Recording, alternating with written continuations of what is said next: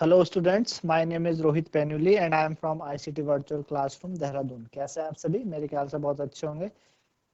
हम class 10th science करने जा रहे हैं, जिसमें कि हमारा चैप्टर नंबर 5th आपका चल रहा है, पीरियोडिक क्लासिफिकेशंस ऑफ एलिमेंट, है ना, चैप्टर नंबर 5th। और अभी तक आपने क्या किया था, जो पीरियोडिक टेबल जिस तरीके से अभी तक आपके सामने आई, जैसे कि डोमिनेंट राइट्स आपने पढ़े, न्यूलैंड ऑफ ऑक्टेव आपने पढ़ा, मेंडलीव के बारे में पढ़ा कि जो मेंडलीव की टेबल है उन्होंने किस तरीके से दी थी।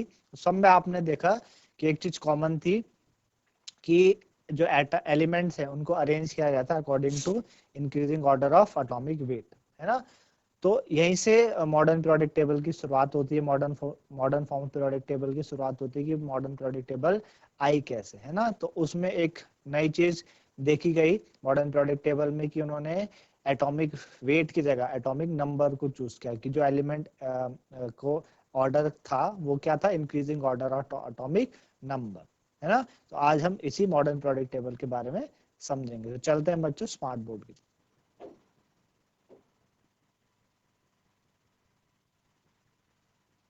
क्लास 10 साइंस, ठीक है ना। तो आपका चैप्टर नंबर 5th चल रहा है। चलिए, हुआ क्या, 1913 में हेनरी मॉसले थे, उन्होंने देखा, उन्होंने ये शो किया कि जो एटॉमिक नंबर है ना, एटॉमिक नंबर वो एक मोर फंडामेंटल प्रॉपर्टी है देन एटॉमिक मास। कौन थे? Henry Mauchly.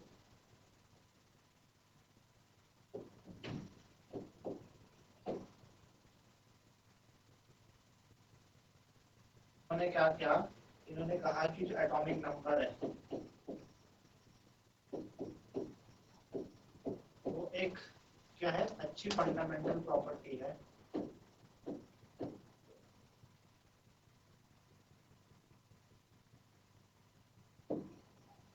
किसके मुकाबले, एटॉमिक मास के मुकाबले। एटॉमिक मास के मुकाबले जो एटॉमिक नंबर है ज्यादा फंडामेंटल प्रॉपर्टी है। तो मेंडलीव पीरियोडिक टेबल के अकॉर्डिंग, है ना, मेंडलीव पीरियोडिक टेबल या लॉ के अकॉर्डिंग उस मेंडलीव पीरियोडिक लॉ को क्या किया, मॉडिफाई किया गया और एटॉमिक नंबर को अडॉप्टेड किया गया। इसके लिए मॉडर्न पीरियोडिक टेबल, ठीक है ना। तो जब एटॉमिक नंबर को अडॉप्ट किया गया मॉडर्न पीरियोडिक टेबल को, अभी तक आप सारी की सारी बातें एटॉमिक मास को लेकर कर रहे थे, है ना।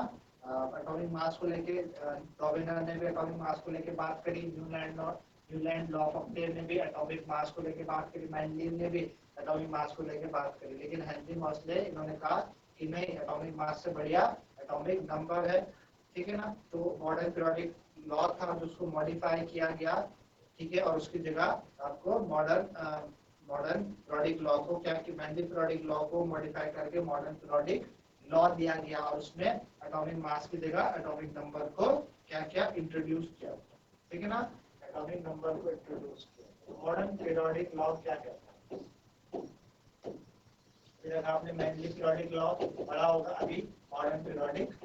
तो मॉडर्न पीरियोडिक लॉ कहता है, आपका जो मॉडर्न पीरियोडिक लॉ है, मॉडर्न पीरियोडिक लॉ कहता है कि जो प्रॉपर्टीज ऑफ एलिमेंट है are the periodic function properties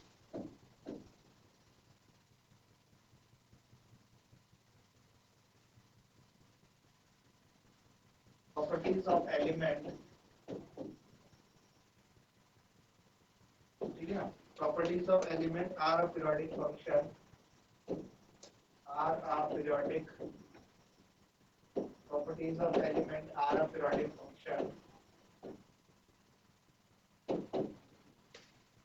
of their atomic number, of their atomic number, यानी properties of element are a periodic function of their atomic number. कहने का मतलब क्या है कि जैसे जैसे हम एटॉमिक नंबर में इंक्रीमेंट करते चले जाते हैं वैसे वैसे जो प्रॉपर्टीज है वो रिपीट होते चले जाते हैं, है ना। तो जैसे कि हम बात करें, हमें पता है कि एटॉमिक नंबर से हमें क्या पता चलता है, नंबर ऑफ प्रोटॉन के बारे में पता चलता है कि नंबर ऑफ प्रोटॉन एटम में कितने हैं, है ना। और ये जो नंबर है ये एक एक करके क्या होता है, जब हम एक एलिमेंट से दूसरे एलिमेंट में जाते हैं तो इंक्रीज करते चले जाते हैं, है ना। ये तो पता चलता है एटॉमिक नंबर है। अगर अगर हम बोले कि हमारे पास एटॉमिक नंबर कितना है, एटॉमिक नंबर सपोज हमारे पास कितना है, 7 है, और एटॉमिक नंबर को आप किससे डिनोट करते हैं, जेड से डिनोट करते हैं। 7 एटॉमिक नंबर है, क्लास 9 में आपने पढ़ा एटॉमिक नंबर 7 है। तो एटॉमिक नंबर क्या बताता है हमें, एटॉमिक नंबर हमें बताता है कि नंबर ऑफ प्रोटॉन कितने हैं,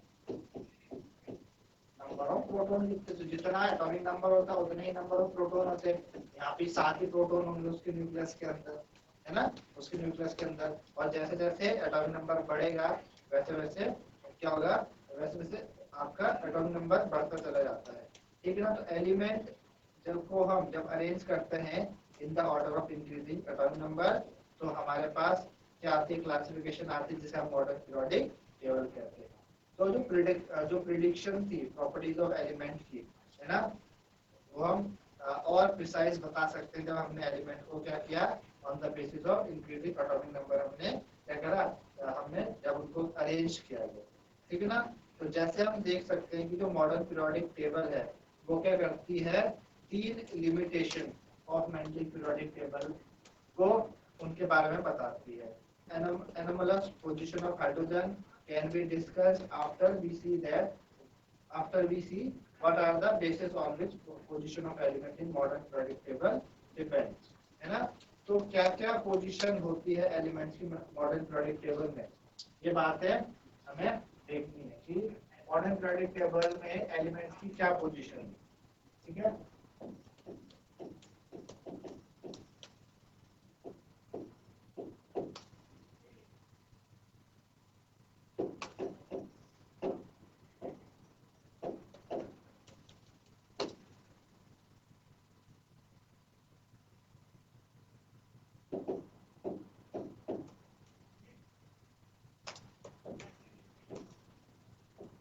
position of elements in modern periodic table, जो है मॉडर्न पीरियोडिक टेबल में एलिमेंट्स की क्या पोजीशन है। तो मॉडर्न पीरियोडिक टेबल में 18 वर्टिकल कॉलम होते हैं जिन्हें हम ग्रुप्स कहते हैं, और 7 हॉरिजॉन्टल रोज होते हैं जिन्हें हम पीरियड्स कहते हैं। कहते हैं 18 वर्टिकल कॉलम, ठीक है, 18 वर्टिकल कॉलम होते हैं जिन्हें हम क्या कहते हैं, ग्रुप्स कहते हैं, ठीक है ना। और 7 हॉरिजॉन्टल पीरियड्स होते हैं जिन्हें हम क्या कहते हैं, 7 हॉरिजॉन्टल रोज होती हैं, 7 हॉरिजॉन्टल रोज होती हैं जिन्हें हम क्या कहते हैं, पीरियड्स कहते हैं, है ना। 18 वर्टिकल कॉलम और 7 हॉरिजॉन्टल रोज, इन्हें हम पीरियड कहते हैं, ठीक है ना। तो एलिमेंट की जो प्लेसिंग है सर्टेन ग्रुप और पीरियड में, वो क्या बताती है, वो बताती है उसके बारे में कि उसकी प्रॉपर्टी क्या होगी, किस तरीके से उस पे नंबर ऑफ वैलेंस इलेक्ट्रॉन होंगे, किस तरीके से होंगे। तो हम देखते हैं कि जो एलिमेंट्स होते हैं उनमें same number of valence electron होता है अगर वो एक ही ग्रुप में हो, है ना, एक ही ग्रुप में हो। इस तरीके से क्या है आपके पास,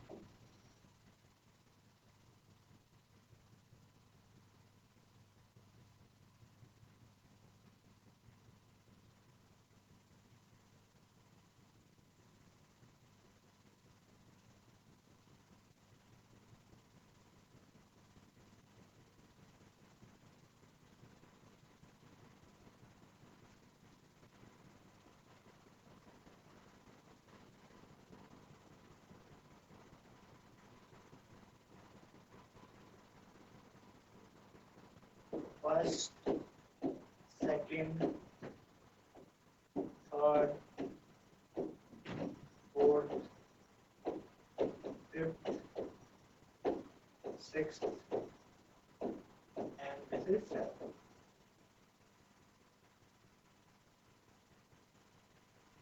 First, second,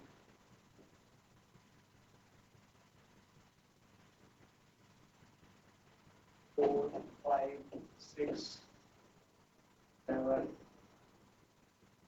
8, 9, 10, 11, 12.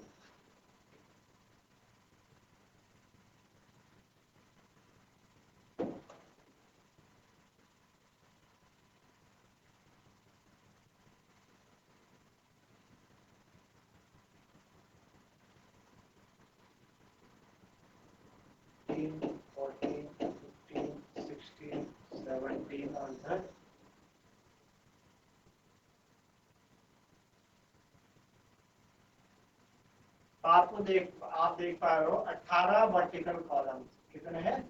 18 वर्टिकल कॉलम्स है, ठीक है ना। तो 18 वर्टिकल कॉलम क्या कहलाते हैं? आपके ग्रुप्स कहलाते हैं। और 7 हॉरिजॉन्टल रोज है, कितनी है?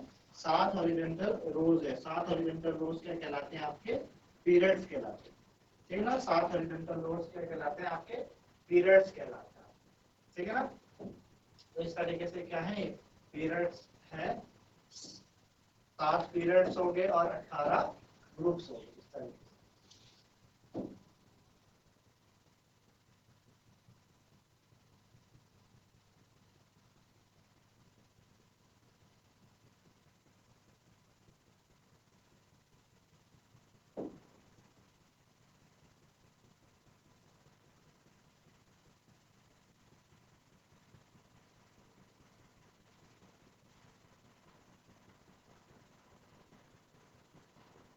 इधर आपका 13, 14, 15, 16, 17 है ना। इस तरीके से है आपके, ये पीरियोडिक टेबल इस तरीके से है। और इधर लास्ट में आपके कुछ एलिमेंट्स हैं जो कि आपके अलग से पढ़ाए जाते हैं, अलग से पढ़ते हैं, इनको ब्लॉक एलिमेंट्स कहते हैं, ठीक है ना। तो ये कुछ पीरियोडिक टेबल का एक रफली छोटा सा फिगर है, इस तरीके से पीरियोडिक टेबल होती है, ठीक है ना। ये चीजें होती है, आई बात समझ में आपको? तो आप जब ग्रुप 1 को देखें, ग्रुप 1 ऑफ पीरियोडिक टेबल को आप देखें और उनमें जो एलिमेंट्स हैं, है ना, उनके अगर आप उनके एलिमेंट्स के नाम जानते हैं तो देख सकते हैं। उनकी इलेक्ट्रॉनिक कॉन्फ़िगरेशन आप पहले 3 एलिमेंट के लिख सकते हैं। जैसे कि अगर मैं आपको ग्रुप 1 की बात बताऊं तो आपके जो ग्रुप 1 है, ग्रुप 1 में जो एलिमेंट्स हैं उनकी बात करते हैं हम। जैसे कि यहाँ पर हाइड्रोजन होता है, ठीक है, इधर आपका लिथियम, ठीक है, सोडियम, पोटेशियम, इस तरीके से, ठीक है ना। और ग्रुप 2 की बात करें तो ग्रुप 2 में इस तरीके से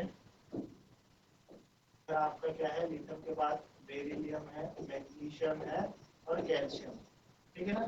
तो आप क्या करें, जब ग्रुप 1 के पहले 3 एलिमेंट की इलेक्ट्रॉनिक कॉन्फ़िगरेशन अगर आप लिखेंगे, है ना, पहले 3 एलिमेंट की, जैसे कि अगर हम बात करें लिथियम, तो लिथियम का एटॉमिक नंबर 3 होता है, तो 2,1 है ना।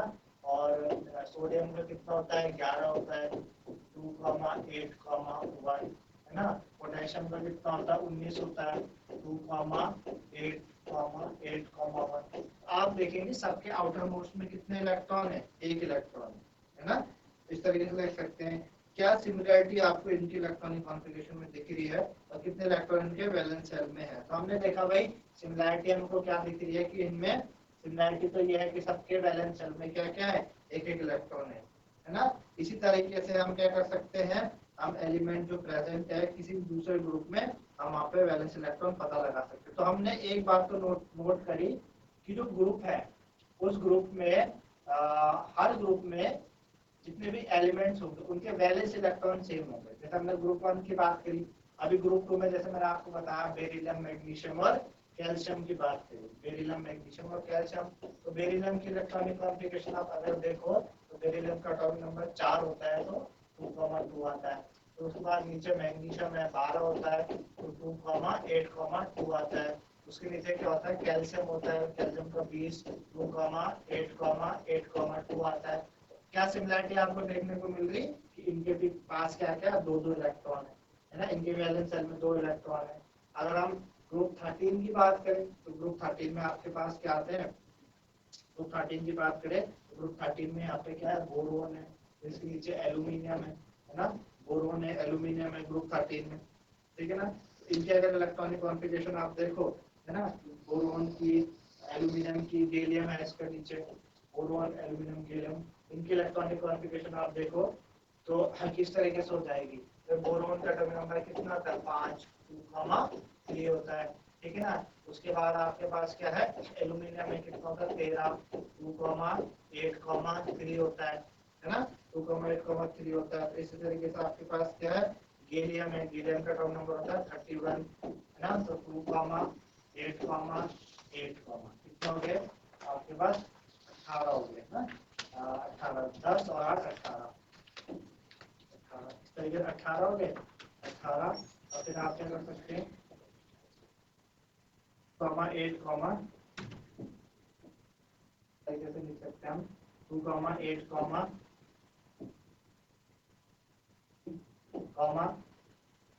8 कॉमा 3, है ना।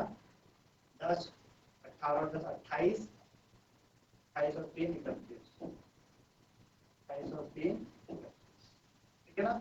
8 और 2 10, 10 और 8 18, 18 और 3 31। तो आप देखेंगे गैलियम बोरोन का एटॉमिक नंबर कितना होता है 5, एल्यूमिनियम का 13, हीलियम का 31, है ना। तो आपने देखा सबके आउटर मोस्ट में क्या क्या है, 3 इलेक्ट्रॉन है।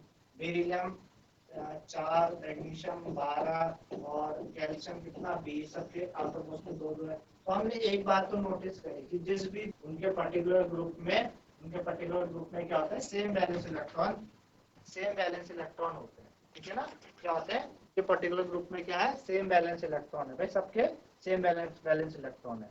तो ये एक बात ग्रुप से ये चीजें साबित हुई, ठीक है ना। ग्रुप से आपको ये चीजें आप किसी भी ग्रुप की बात कर लो, ग्रुप 16 के देखोगे, 17 के देखोगे, तो सब में आपको क्या मिलेंगे, आपको जो वैलेंस इलेक्ट्रॉन है सेम मिलेंगे, ठीक है ना, वैलेंस इलेक्ट्रॉन सेम मिलेंगे तरीके से है, ठीक है ना।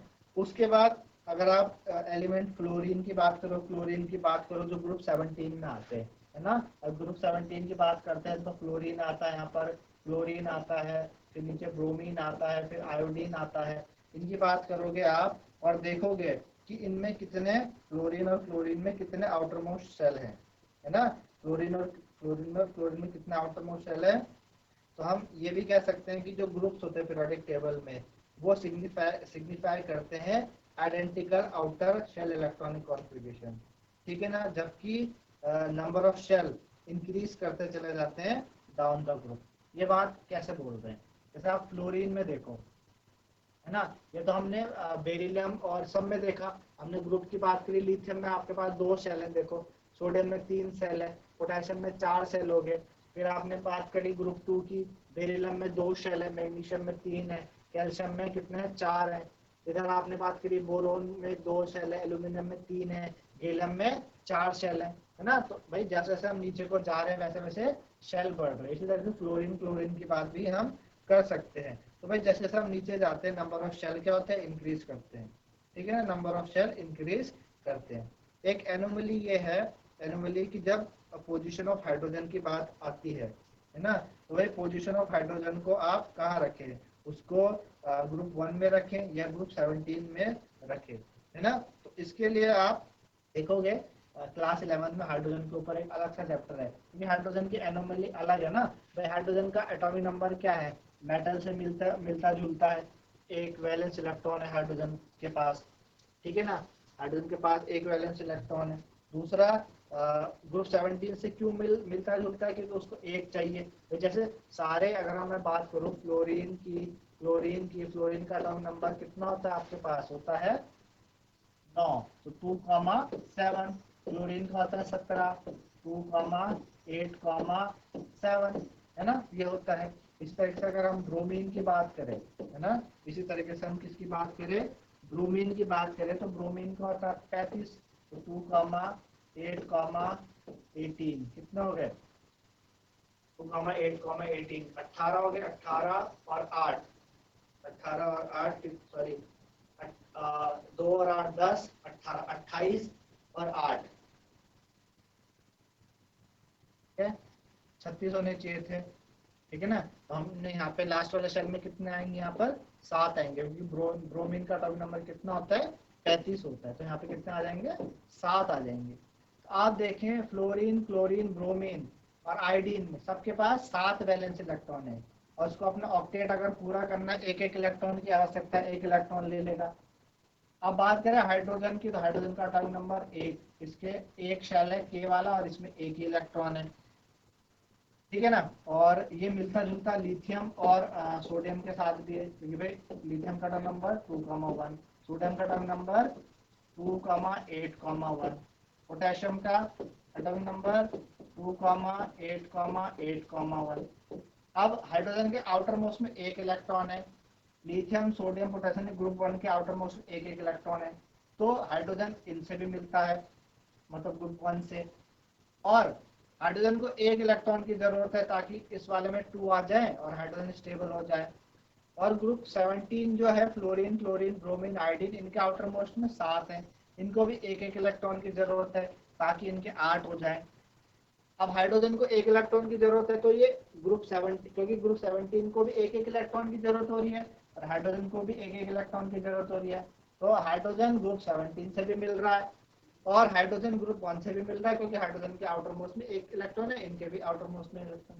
तो हाइड्रोजन को रखे कहाँ, उसे ग्रुप 1 में रखे, ग्रुप 17 में रखे, तो हाइड्रोजन की जो स्थिति है वो साफ नहीं है। तो हाइड्रोजन एक क्या है, थोड़ा सा एक्सेप्शन वाला चीज आ गई। तो 11th में आप इसके ऊपर एक अलग सा चैप्टर है पूरा, यहाँ पे हम हाइड्रोजन के बारे में अलग से बात करते हैं, उसकी प्रॉपर्टीज के बारे में बात करते हैं कि भाई हाइड्रोजन किस तरीके से कैसे बिहेव कर रहा है, ठीक है ना। अच्छा, ये आपने बात करी अभी तक इनके बारे में, तो मेरे ख्याल से इतना आपको लोगों को समझ में आया होगा मॉडर्न पीरियोडिक टेबल है क्या। एक हल्का सा ब्रीफ पार्ट की मॉडर्न पीरियोडिक टेबल में हमने क्या बात करी। मॉडर्न पीरियोडिक टेबल का जो वो है, बनी कैसे बनी है, मेंडलीव पीरियोडिक टेबल को मॉडिफाई करके। कैसे मॉडिफाई करके, मेंडलीव पीरियोडिक टेबल ने बात की कि जो टेबल में एलिमेंट हैं वो order of increasing atomic weight के ऊपर है।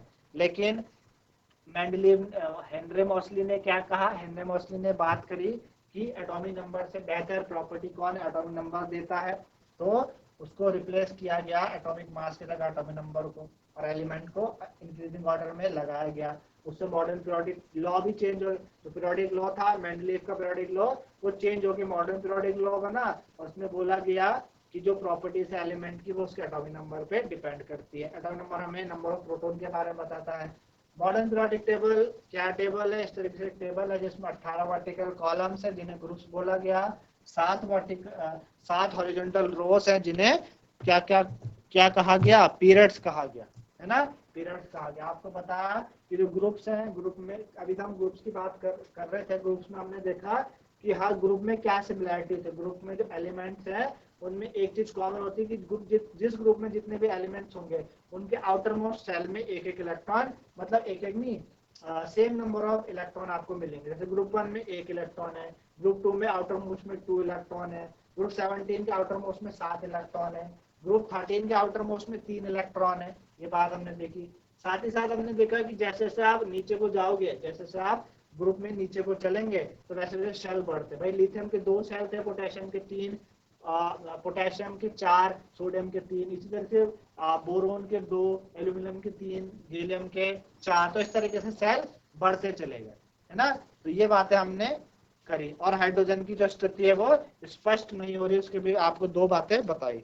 तो इस तरीके से आपने बच्चों मॉडर्न पीरियोडिक टेबल की शुरुआत देखी, किस तरीके से मॉडर्न पीरियोडिक टेबल बनी है मेंडलीव को मॉडिफाई करके, और उसमें क्या क्या चीजें हैं जो जो हमने पढ़ी आज, है ना। तो ये सारी बातें हमने करी।